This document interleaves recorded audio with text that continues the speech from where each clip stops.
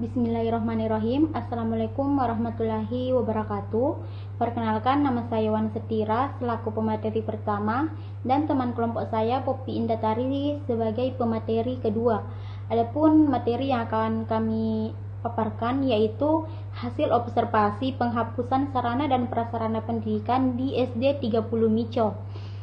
Penghapusan sarana dan prasarana pendidikan adalah suatu kegiatan yang menghilangkan, menghancurkan atau melelangkan sarana dan prasarana pendidikan yang sudah tidak layak lagi digunakan, yang apabila diperbaiki akan mengakibatkan pemborosan.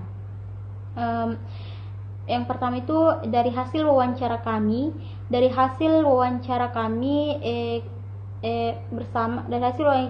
kepada Ibu Andi Bungawaru selaku Kepala Sekolah SD 30 Mico mengenai tujuan penghapusan sarana dan prasarana pendidikan di SD 30 Mico.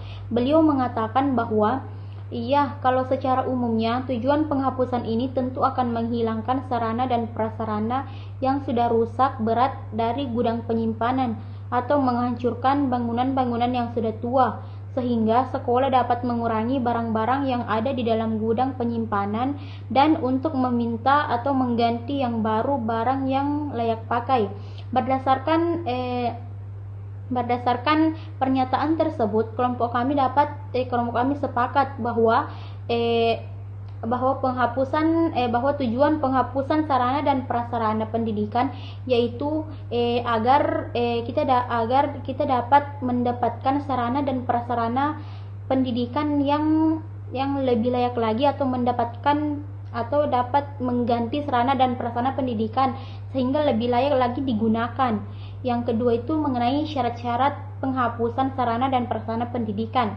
Berdasarkan hasil wawancara kami bersama Ibu Andi Bungawaru mengenai syarat-syarat penghapusan sarana dan prasarana pendidikan di SD 30 Mico, beliau mengatakan salah satu syarat-syarat dalam penghapusan itu kan yang pertama, sarana maupun prasarana sudah dalam keadaan tidak layak pakai dalam fasilitas gedungnya yang memang sudah tua dan tidak layak digunakan lagi, ataupun dalam keadaan rusak berat, lalu dikhawatirkan dalam perbaikan mengeluarkan biaya yang besar sehingga terjadi pemborosan seperti itu, dan kira-kira memang sudah tidak berguna lagi, pasti akan dihapuskan dan dihilangkan dalam buku inventaris. Berdasarkan pernyataan tersebut, kelompok kami sepakat bahwa syarat-syarat penghapusan sarana dan prasarana pendidikan di SD 30 Mico itu sesuai dengan ketentuan yang ada, yaitu barang yang sudah tidak layak lagi digunakan atau bangunan yang sudah tua yang tidak layak lagi digunakan akan dihapuskan. Yang ketiga itu mengenai mekanisme penghapusan sarana dan prasarana pendidikan. Berdasarkan hasil wawancara kami bersama Ibu Andi Bungawaru selaku Kepala Sekolah SD 30 Mico mengenai mekanisme penghapusan sarana dan prasarana pendidikan di SD 30 Mico, beliau mengatakan bahwa penghapusan sarana dan prasarana di SD 30 Mico caranya itu apabila sudah sampai 10 tahun ke atas atau sudah tidak bisa dipakai, maka barulah kita rusak atau kita hapus. Kita lihat terlebih dahulu adalah keadaan barang tersebut seperti apa kondisinya, apakah masih bisa diperbaiki atau tidak bisa. Misalnya kursi yang sudah tidak layak, yang sudah patah-patah, dan alat-alat yang sudah tidak dipakai kita bakar, dan bangunan yang sudah tidak layak dipakai kita hancurkan.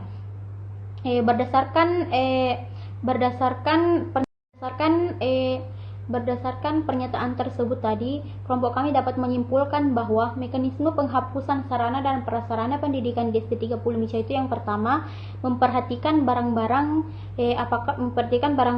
apakah masih layak digunakan atau tidak, apakah masih bisa diperbaiki, dan yang kedua, apabila barang tersebut sudah tidak layak lagi digunakan atau apabila melakukan perbaikan akan mengakibatkan pemborosan, maka akan dibakar.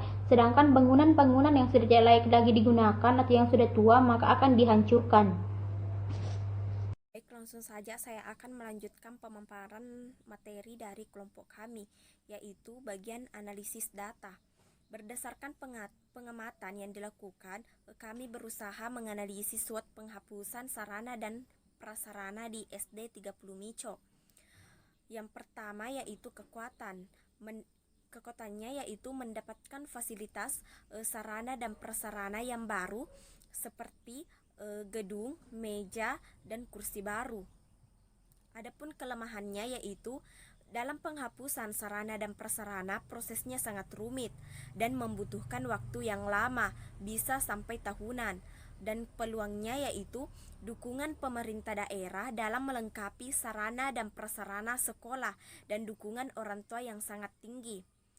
Ancamannya yaitu banyak SD di sekitar SD 30 Mico yang menjadi favorit dan dan jaringan yang kurang bagus sehingga susah untuk melakukan proses pembelajaran online. Sekian, Assalamualaikum warahmatullahi wabarakatuh.